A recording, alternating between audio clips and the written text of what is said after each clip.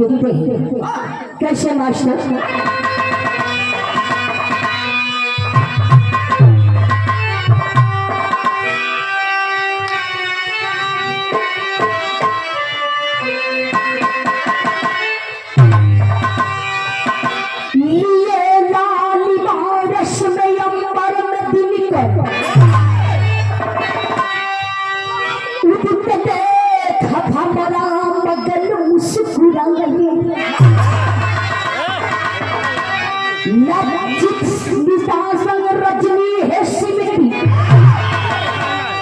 घूंघट में अपना वसमत छुपाए नदी लाल सा दिल में अरमान जागे चलो भूप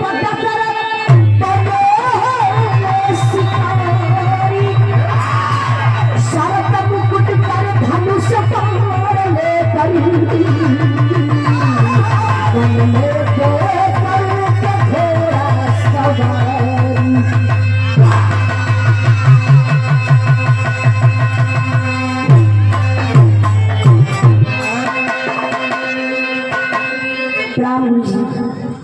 बहुत आशीर्वाद रहेगा आपके ओर से लिया लाली बारिश में अंबर में दिलकर उदित देख भंवरा मगन मुस्कुराए लज्जित निशाचर रजनी है स्मृति घूंघट में अपना वसमत छुपाए। चार रात घूमने के बाद कभी भी गुलाम कवाली के टुकड़ा में ढूंढ कैसे मास्टर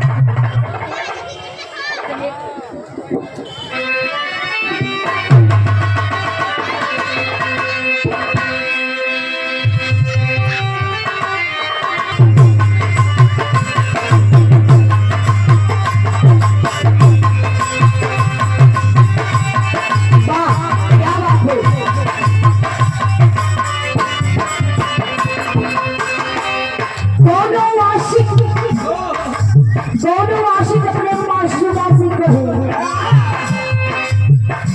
गुंजा यादव है जंगीना से कहे क्या कहे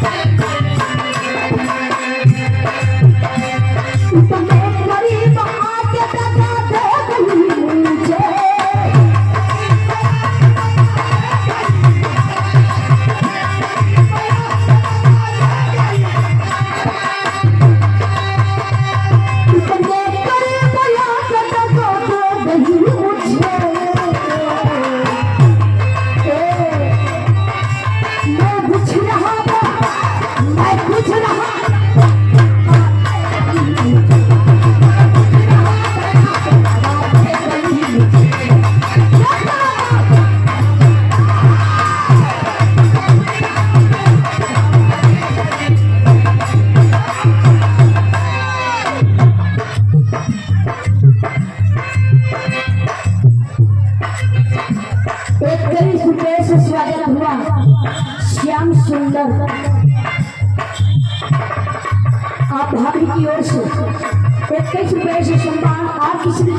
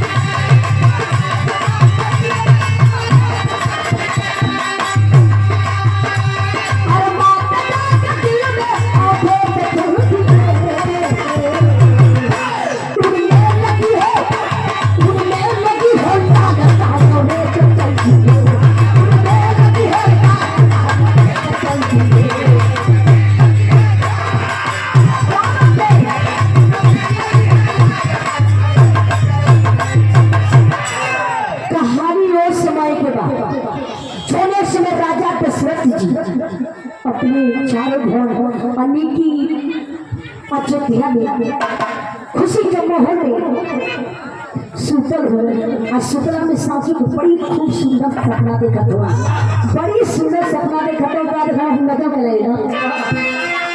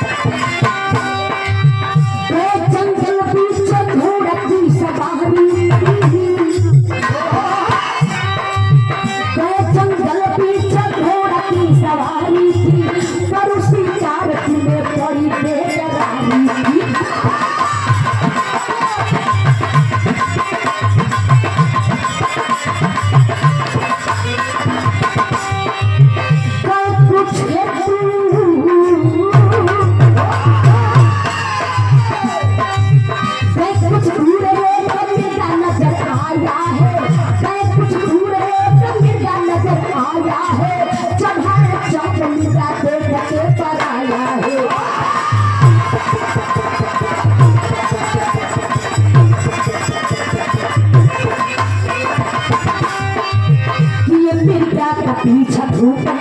चंदवा में हुए हैरान तो लगी है प्यास बनवा में पानी के लिए तो नजर को गड़ाए हैं बिना पानी ज्यादा हो तो दबाए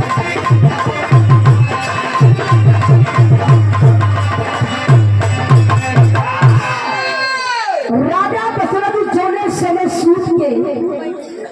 उठल हम सुतला में सब ऐसा देखल कि इतना बढ़िया हमके शिकार मिल गई इतना बढ़िया शिकार हमके मिल हम जंगल में शिकार करे गई बाड़ी हमके बड़ा बढ़िया खूब सुंदर शिकार मिल गए ऐसा शिकार हमके मिलल ना रहा और बाबू साचो के सोचलका सपनवा पूरा करे खातिर राजा दशरथ कहलन अपने सिपाहियों से कह करके घोड़ा सजवा दिहल साथियों के अपने बढ़िया से सब ढक गए हाथ में धनुष से बाण ले लेलन और शिकार करे खातिर राजा जंगल में चल दे रहे कहाँ पहुँचल तारक बन में जौने बने राजा पहुँचल आ साथियों के सोचलका सपना वाकई में पूरा होके वाला बा राजा के नजरिया खूब सुंदर एक शिकार नजर ले आई आ जौने समय शिकार के राजा देखल भई का मार से गिर गई है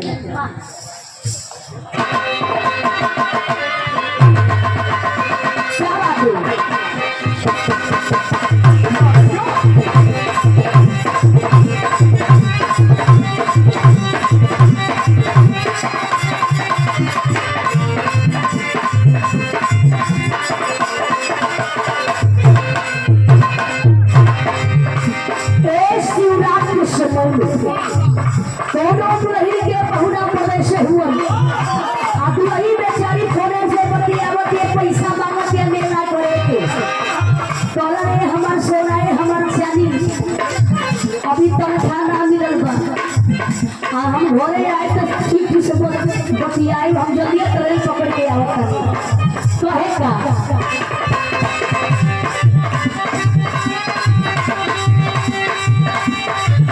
हम थोड़ा वापस ना बताई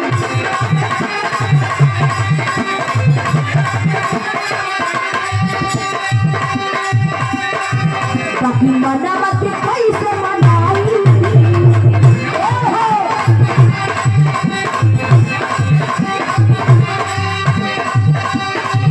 बाकी मना बात कैसे मनाई बहे जब जब रैया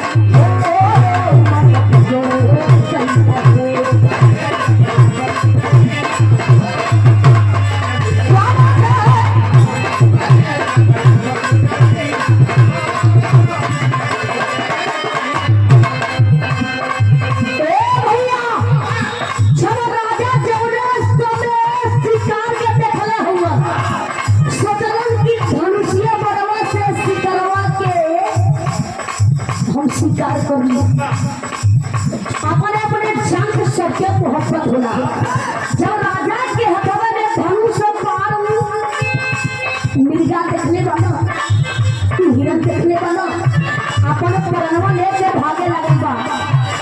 राजा पीछा कर गया कि शिकार को मैं छोड़ूंगा नहीं, शिकार कर ही रहूंगा। शिकार हाथ से निकल गई, राजा बीच जंगल में गई, अपना तेजी से प्यास लागल कैलन का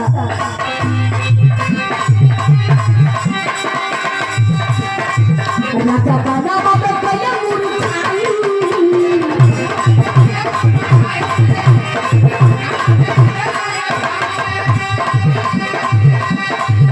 उसे आप पियसिया बुझाई,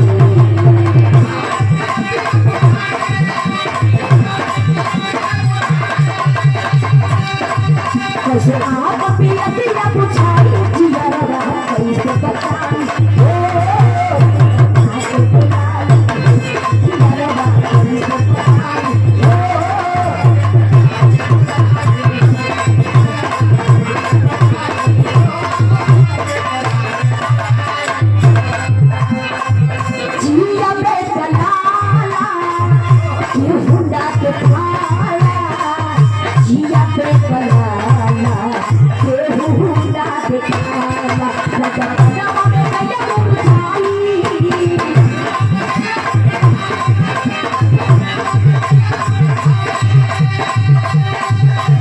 आप पियसिया बुझाई,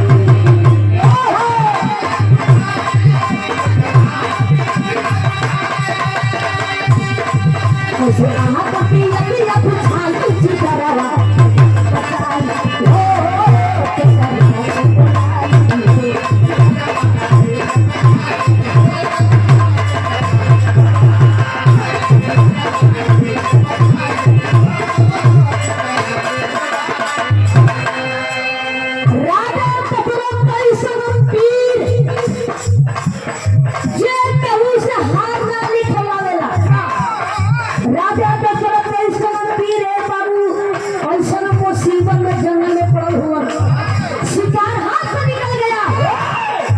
राजा के जंगल में बड़ा तेजी से प्यास लगल, प्यास के मारे जिभिया ये बाबू झुरात बा, आवाज नहीं निकलत बा, चारों तरफ पानी खोजल, पानी ना मिलत बा। राजा आवाज लगो, अरे जंगल के अंदर क्यों होके, क्या जंगल के अंदर क्यों होके, तो थोड़ा सा पानी पिया के हमारे प्राण बचा ले। इतने कोहत में राजा दशरथ जी के होश हालत में हो गए, वही जंगल की रहने वाली, वही जंगल की रहने वाली जिनका नाम बताया जाता है बाबू ताड़का नाम के राक्षसी, वही जंगल में रहा करती थी। आवाज जब ताड़का सुने सोचा बात कि क्यों एक जंगलवा के अंदर बा मुसीबत हालत में बा। ताड़का को देखिए बाबू, तो पूरे जंगलवा के अंदर बा लगली खोजे, और जंगल समय राजा के घोड़वा देखली, वो बेचारी बिल्कुल सोचत बा कि हमारे के शिकारे खोज मिल गई। जब राजा के देखली सोचली कि हुआ आ जब राजा के माथ पे मुकुट देखली, कही ना ये तो राजा महाराजा है, हमसे तो दुश्मनी केवल ऋषि और मुनि सेवा, कोई राजा महाराजा सीधी है। जब ताड़का राजा को देखती है सांसा चल रहा है, मेरा कर्तव्य, मेरा एक फर्ज बनता है, मेरा मान सम्मान इस जंगल की है, अगर नहीं इनको हम बचा पाएंगे तो मेरा मान सम्मान खत्म हो जाएगा। किसी न किसी तरह से राजा के प्राण हम बचाएंगे। लेकिन ताड़का मने मने सोचा करी कि हमें एक राक्षस मारी,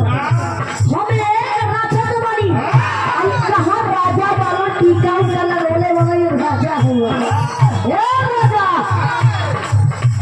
राजा हुआ, हम कहाँ एक राक्षसी वाली। अगर पानी पिया दे राजा होश में तुरंत ही के दांत लग जाए, तुरंत बेहोश हो गई है, हमारी अपन रेखा बदल लेता और ही अनर्थ हो जाए। ताड़का राजा के प्राण के बचाने का क्या करे हम मास्टर।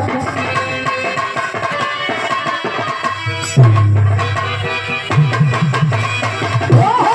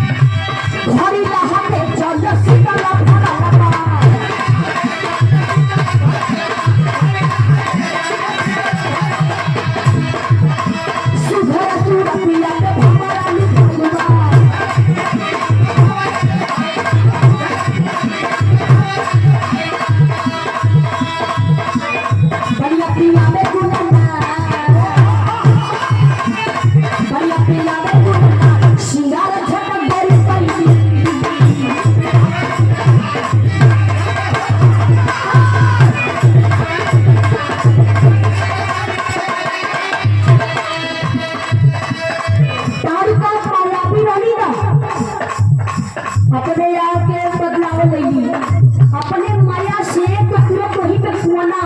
और माया के घड़िया वही कुआना से घड़िया में पानी लेकर के राजा की ओर चल पड़ी और राजा के पानी में छुट्टा मार के होश में तड़का ले ली। जब राजा होश में यही देखा तो हम आपको कुछ कहाँ बा हमारा घोड़ा कहाँ बा हमारा धनुष कहाँ बा तुरंत अछुरी लगौलो तड़का पनिया पियोले बाई इना पूछा तू हौ के कहाँ से आई बड़ी ना पूछा तू छोड़ो अपन प्यास की बुझावत हुआ जब ए बाबू पानी पी भैया जब उनको करवचा जुड़ाई मुड़िया ही औरत की बस तड़का भी नहीं कुछ कर रही है आप तड़का घड़ी लगा लेके जा राजा कहूँ ऐसे कैसे जा सकेलू ऐसे कैसे तू जा सकेलू हम राजा है राजा तड़का करत की हिरगर देखा पर्दों से बढ़ के रहना है बेहोश हालत में हम राजा हो गई तड़का करत के राजा का कह चाहते राजा कहन कि हम रघुकुल खानदान के हैं रघुकुल भी सदा चली आई प्राण जाने की बचन न जाई हमारे ऊपर तू कर्जा लादी दे हलो हमसे तू कुछ मंगल मांगला तड़का लगली हंसे ठठा ही कर देखो बड़ा कहानी हो गई अंदर जान जात रहो अब बात रह गए राजा सुनो तो करा हम राजा ही ना एक राजा तू हो तो हम राजा से कोनो कम नहीं तनी एक फर्क बा तू महल के राजा बड़ा तुम हे जंगलवा के राजा है हम राजा है जा राजा तो ना जाए तड़का कलश की नाच चाहे रहो चाहे जा राजा करण की ना हमसे कुछ तो पूछना कुछ मंगल मांगे हकीकत क्या मास्टर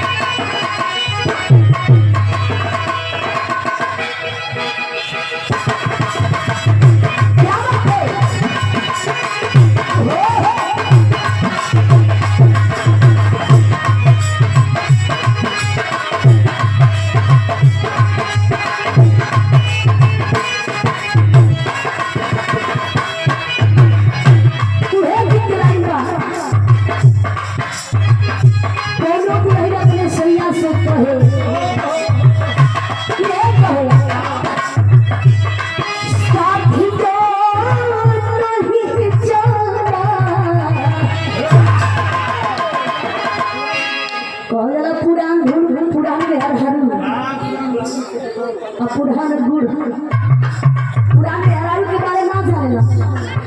तो पुरान मेहरारू ये कुछ और ही अच्छा लगावेला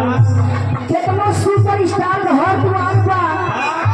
आ द्वारे पे तो पुरनिया ना बड़ी तू घर के रौनक में देखा कैसे कि अपना पुरान मेहरारू बताओ ना जौन रस आ जौन सब पुरान की गिटिया में लौकी गिटिया ना है गीते की कोनो गलत नहीं बा साथिया नहीं जाना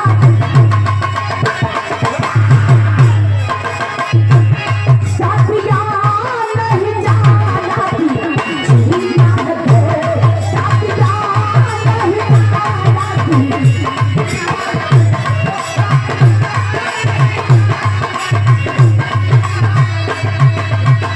लेकिन राजा अपने जुबान से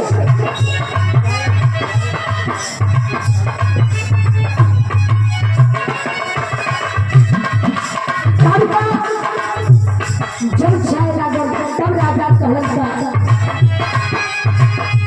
देख जाना राजा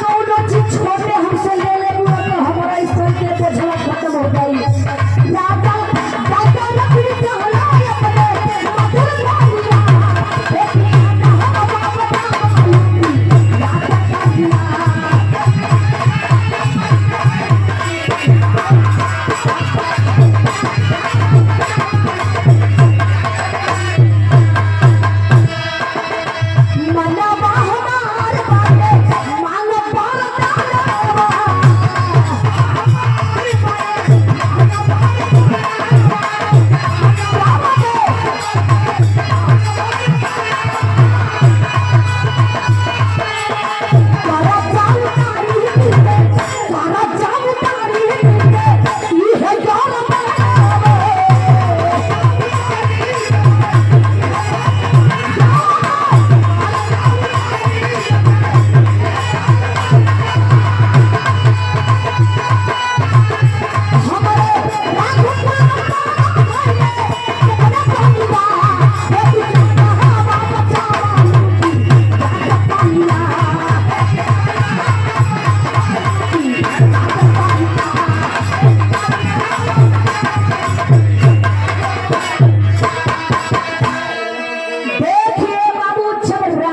अपने मधुर जुबान से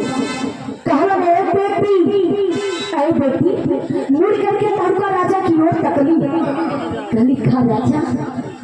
इतना बड़ा होके जगह बेटी कहला ना कोई बड़ा छोटे सा लेला तारुका राजा कुछ ना चाहिए हमारे पास कौन सी कमी है दादा कहला हम चाहिए तारुका कलश की लेवा इनसे हम मंगवे करी तारुका करिए राजा जब मंगव के देलो राजा का मांगा का चाहिए देवही के बा तोरे माथवा पे जल मुकुटवा लौकता तू राजा हो ना अच्छा भैया के 14 वर्ष तक हो के राज दे पा देवा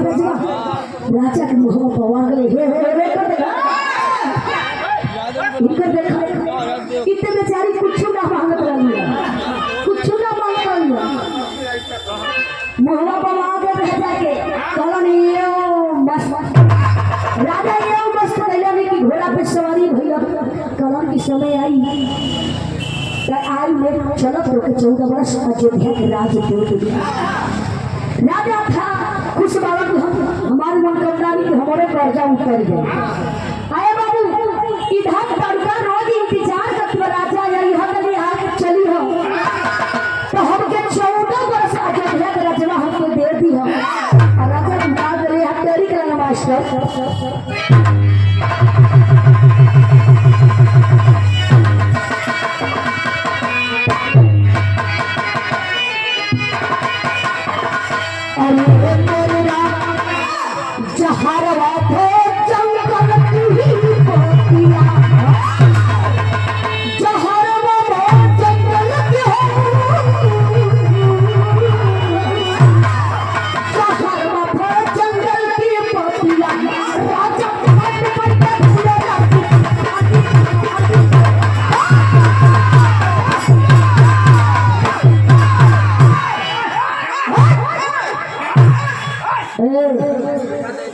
अपन छोड़ दे ढोकिया ना तो अपन पछे बता दिया बजा के सुनना पुनः परिवार बजा के चहरवा भो जंगल की बतिया चहरवा भो जंगल की बतिया राजा रात पड़ के भूले ना चहरवा चहरवा भो जंगल उड़ा दिया जंगल में बाबू तारुका इंतजार करत बा राजा यहां तो लेके चली हम तो हमके 14 वर्ष अयोध्या राजवा देती है देखिए बाबू खुशी का माहौल बा कुछ दिन बीतला के बाद मुनि विश्वामित्र जी वही तारक वन में जग करत रहन और जग के पूरा तारुका ना होके दे इतना परेशान इतना प्रयास करा लेकिन तारुका जग के पूरा ना होके दे परेशान होकर के मजबूर होकर के एक भी सहायता लेने के लिए राजा के दरबार में पहुंचल अयोध्या में पहुंचल हुआ हथवा छोड़ के मुनि विश्वामित्र भी कलन की राजा हमके सहायता की आवश्यकता बा कलन कहा बोला साहब बोला कलन की हमके राम और लक्ष्मण के जरूरत बा हमार मनोकामना पूरा ना होता राजा दशरथ जी अपने राम और लक्ष्मण के हथवा पकड़ करके मुनि विश्वामित्र जी के हथवा में थमौले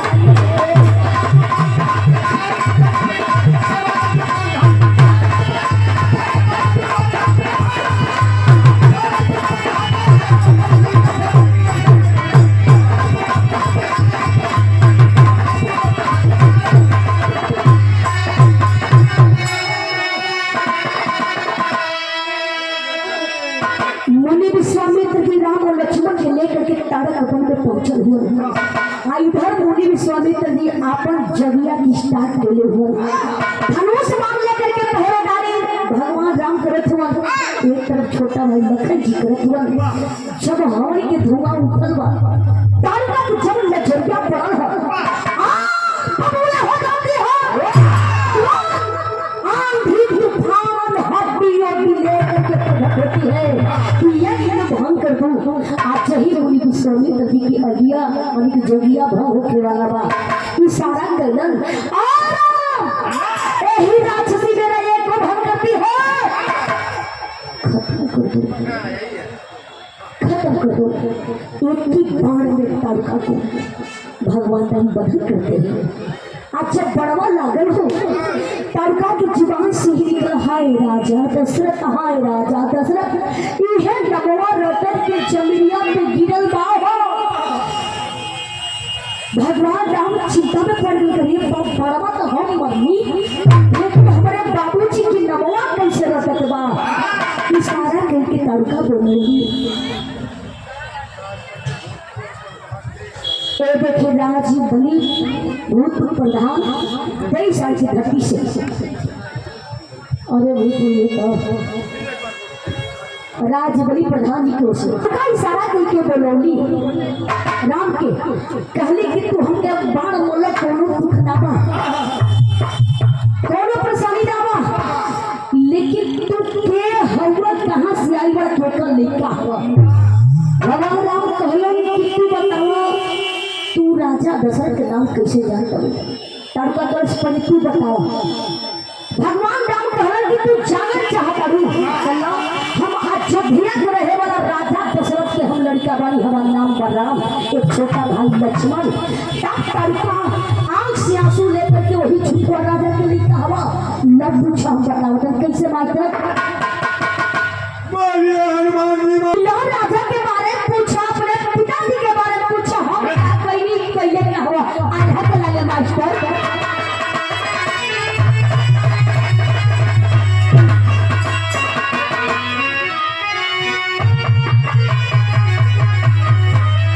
हाय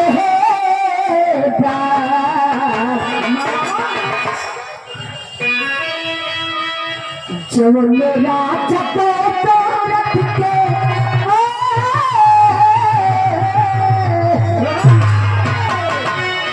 जब मेरा चको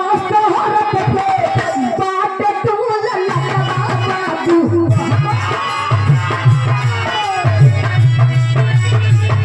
बाबू बात यही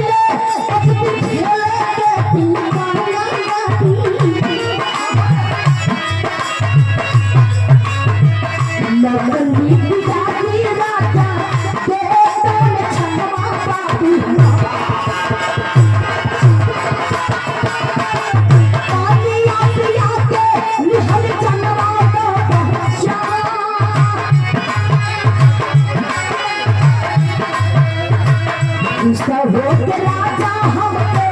तू हम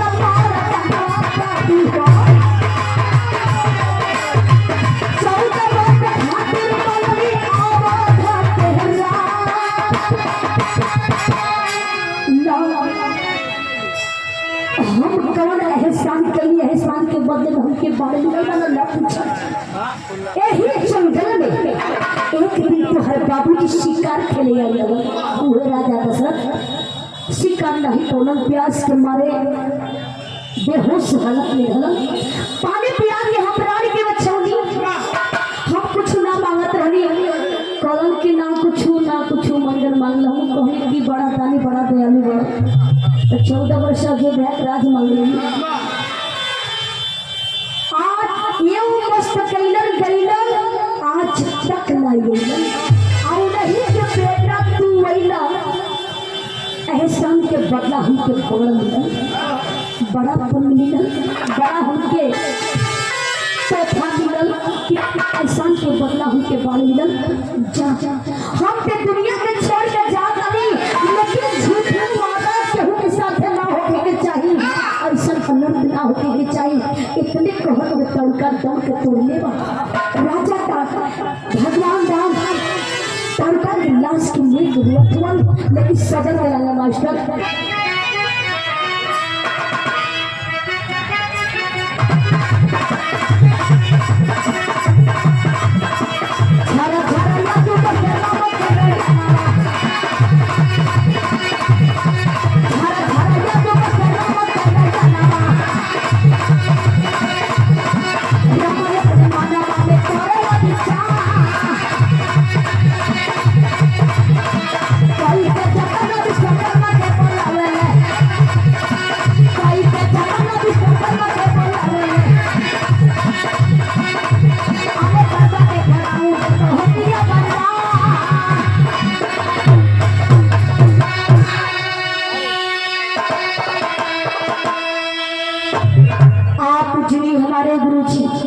मंच पे विराजमान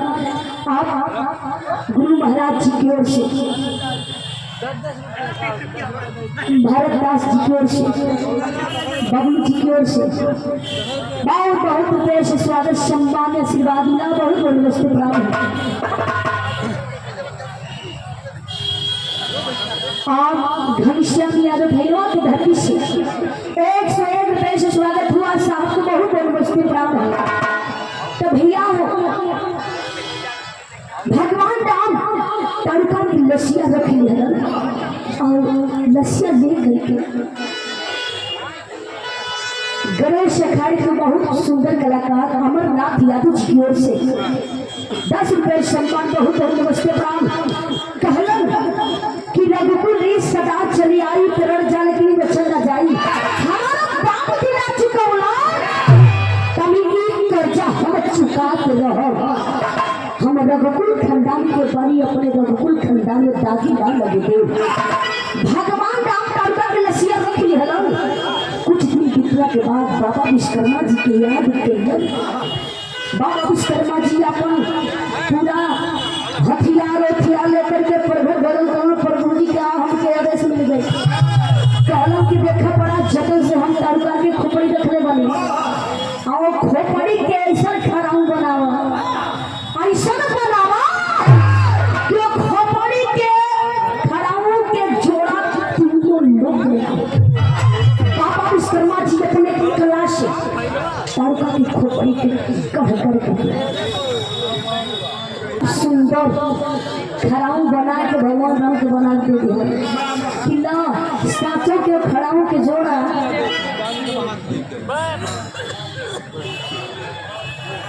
तीनों लोग में ना रहे।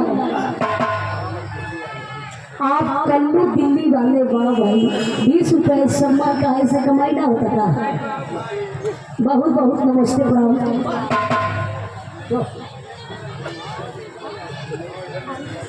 आप अरुणेश यादव जी की ओर से 20 रुपये सम्मान। बाबू को बहुत बहुत नमस्ते प्रणाम।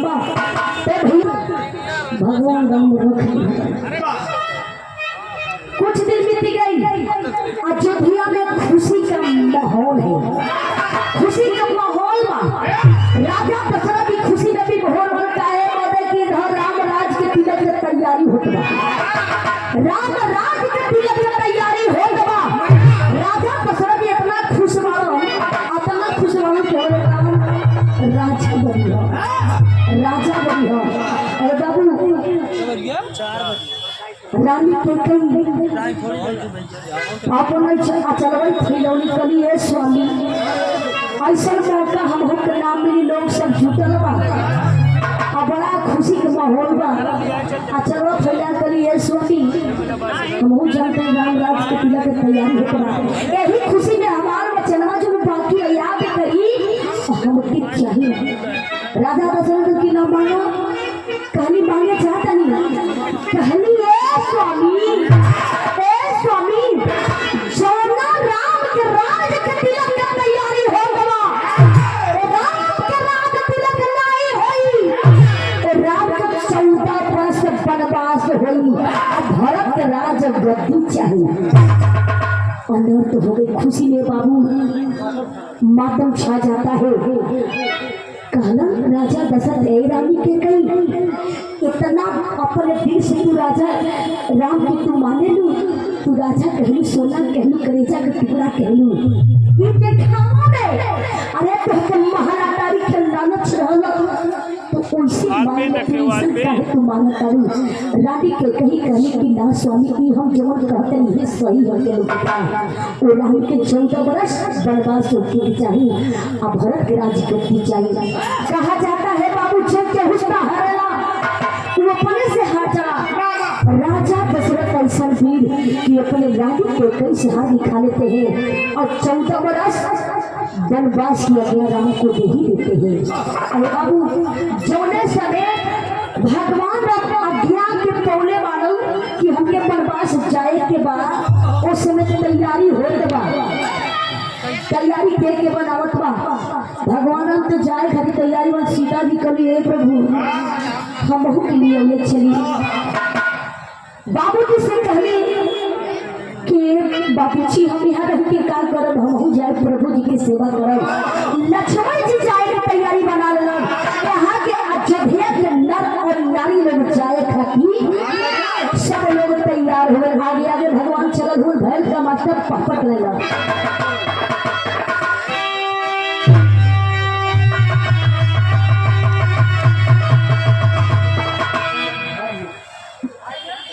बाबू भारत ननिहाल में रह। जब भारत तक पता चलल कि हमारे भैया राम के 14 वर्ष वनवास हो गई, गिरत परात अपने माई के कई के पास से करन के माई भैया बिना हम ना रह पाई, भैया बिना ना रह पाई। पाता लगावत के भैया कुछ दूर गए हुए जा करके भारत जाके भैया के लिपट के रोला किए भैया चला वापस चला। लोगों के भीड़ लागल बा, लेकिन भैल का बाबू खड़ी करा ले लिया।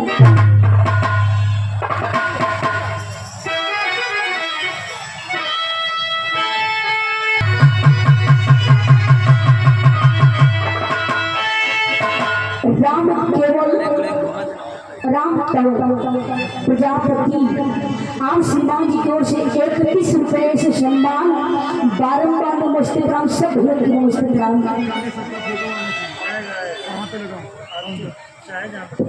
भरत कहले भैया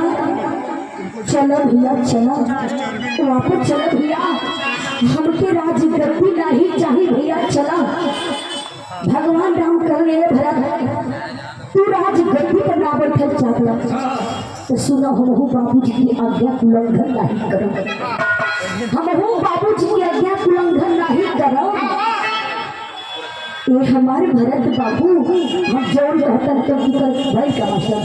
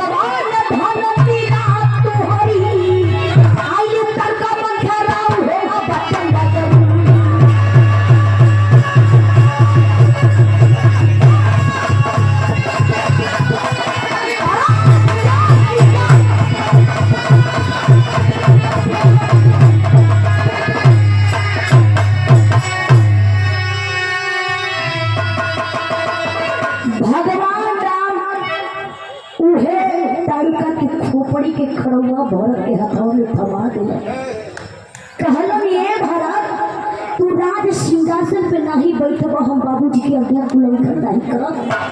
हैला खड़ो आसमन जनी कि हमार भैया राम हो ले चल एक ही राज सिंहासन पे रख दी जब तक हम लौट कर ना जाई तब तक राज सिंहासन पर से खड़ा होके के राज चाहिए। भारत तो खड़ौला के कपड़ा को धर के राज सिंहासन की यहाँ पहुँचल हुआ राज सिंहासन पे खड़ौला धर के और अपने कुछ कुछ झोपड़ी डाल करके रहे लगन भरत राज अभी की महलियों में ना रह झोपड़ी में रह दोनों टाइम आ करके भैया राम समझ करके वही खड़ौला के पूजा पाठ करत रह। इधर भगवान राम जोने से वनवास पहुंचे लंका से विजय प्राप्त कैलन रावण के मार करके अयोध्या में कदम रखल। फर्स्ट नंबर वो बेचारे में बोला कि नर और नारी तो वापस चली गए लोग। भगवान ये कहल कि नर और नारी वापस चले जाए, नर और नारी वापस चले जाए, लेकिन हम बाकी लोग बेचारा न नरिये में न रहे जल बिचवे ही जरूर बेचारे वो बेचारे सोचल न हमन के नरम बानी नरियम बानी हमन के को कहबे ना केलन तो वापस जालो वो बेचारे वही हटकर के बैठ गए जलन कि एक को बेर कहे ना हो जाए के जौने समय अयोध्या से अनेक लंका से विजय प्राप्त कई के अयोध्या में कदम रखल तब फर्स्ट नंबर में हुए बेचारे ही जरूर भेटल उहे ही जरूर बेचारे 5-6 ही जरूर भेटा गए उहे ही जरूर भेटा गए। भगवान कहे भाई आप तोहरो नहीं गई का कहलो कि हम के दे प्रभु एगो अगर कहबे ना कइलो कि हम लोगन जा खाली केवल कर के नर और नारी वापस चले जाए ना हम तो नरियम बने नरम बन जाऊं के तो नहीं भगवान पर आप प्रसन्न भइल कारण की इच्छा कि तो पैसे तो हमके दे करके भक्ति भजन दे करके तो उनके हम जाओ राम तनी कि एक बार हमारे नाम पे तू हमें लोग कल युग में राजा हो कल युग में राजा हो भैया तो देखो भैया अयोध्या के अंदर पंडारी लोग धूप और अगरबत्ती जरोने वाले वो लोग जरोने वाले जरोने वाले लोग धूप अगरबत्ती लोग जरोने वाले भगवान राम के लोग आरती उतारा तब फूलों में बौछार हो रहा है बाबू और वही दिन राज सिंहासन पर से खड़ौला उठा करके घोड़े पर रखल गई। दिवाली के एक दिन पहले लोग घूमे पर लोग दिया जलावे लोग कहेला कि घूर दियवा राज सिंहासन धोवाई पुछाई दूसरे दिन घी के दीपक जलावे वही से लोग दिवाली मनावे शुरू कर दिया। बहुत खुशियाँ मुँह मीठा भयल दियाली इतना पटाखा फुटल है बाबू इतना बढ़िया खुशी के माहौल भयल कि कहा ना जा सकता। गुरु पक्ष में कहे कौन कैसे मास्टर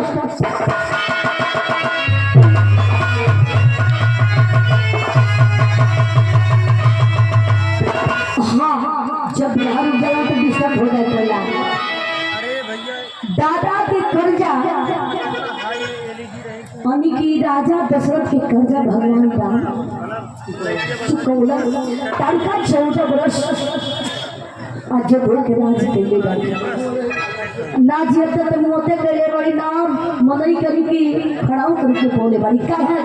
गुरु पूजो करके कैसे गुरु बिहारी धन भगवान की